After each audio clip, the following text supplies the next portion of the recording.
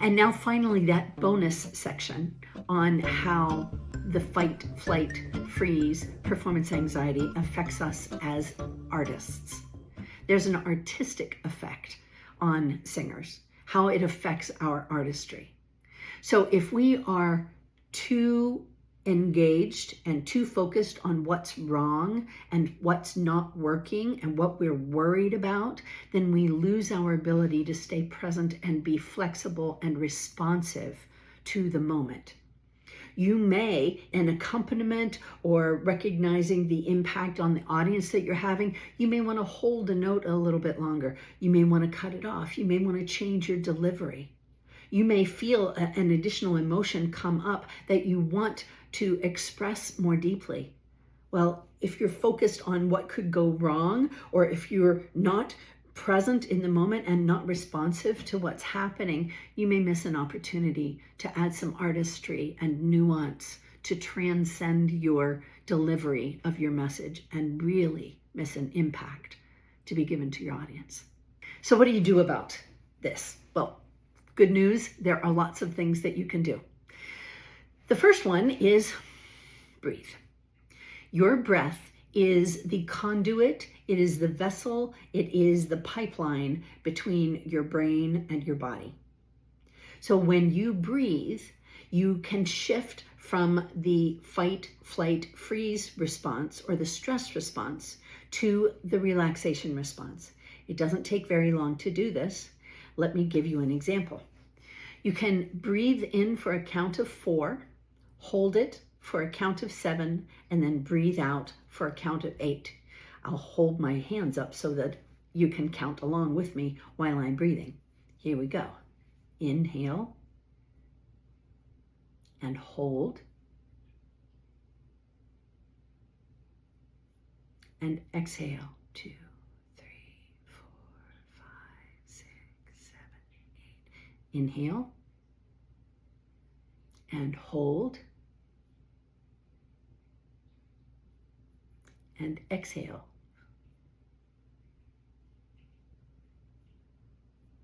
Just like that.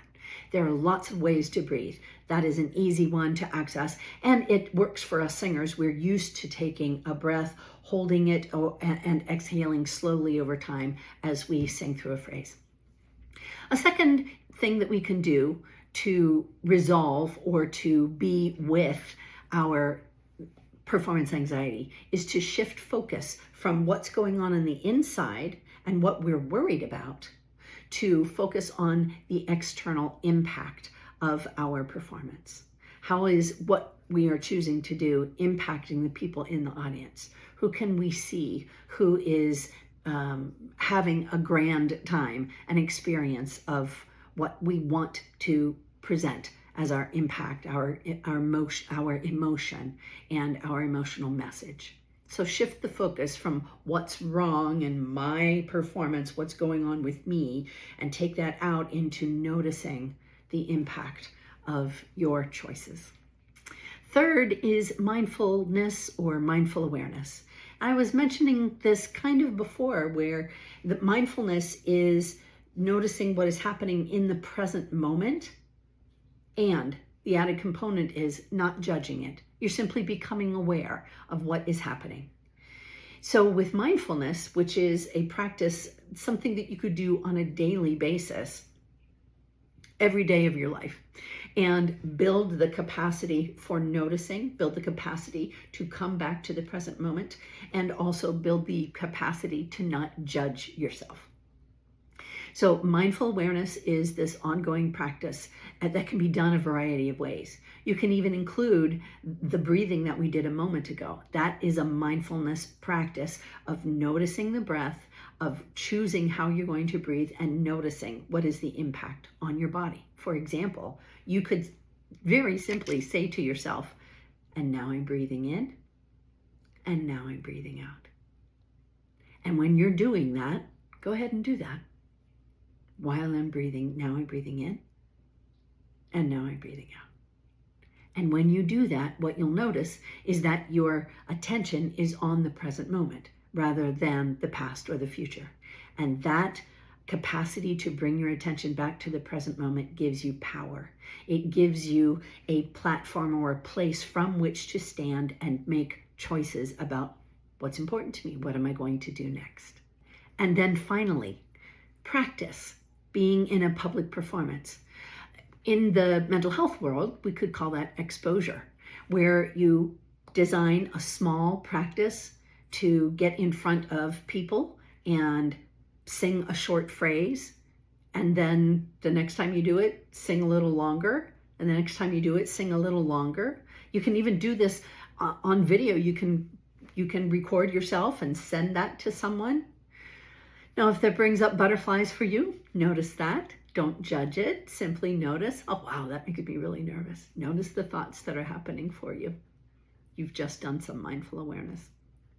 That practicing of exposing yourself to performance opportunities will do a couple of things for you. One, it will reduce the discomfort that you have with doing something new and unfamiliar and difficult. So it will increase your resiliency. And secondly, it expands your capacity for being with what is uncomfortable. An interesting thing about performance anxiety that makes it easier to deal with is not trying to push it away, but by allowing it to be present with you, rather than ignoring it or telling yourself, oh, I can't be anxious or else. Instead, invite your performance anxiety to be present with you as you keep going anyway. I hope that helps. I hope that these tips and these techniques and this information is really useful and very helpful for you. I would love to get some comments from you and find out which of these appeal to you and apply to you. Put your comments in the notes below and let me know what resonates with you. I would be happy to hear from you about what you want to hear more of and how you plan to use the information that you heard today. Thanks for coming to my channel. Please subscribe, and I look forward to seeing you next time. Stay tuned.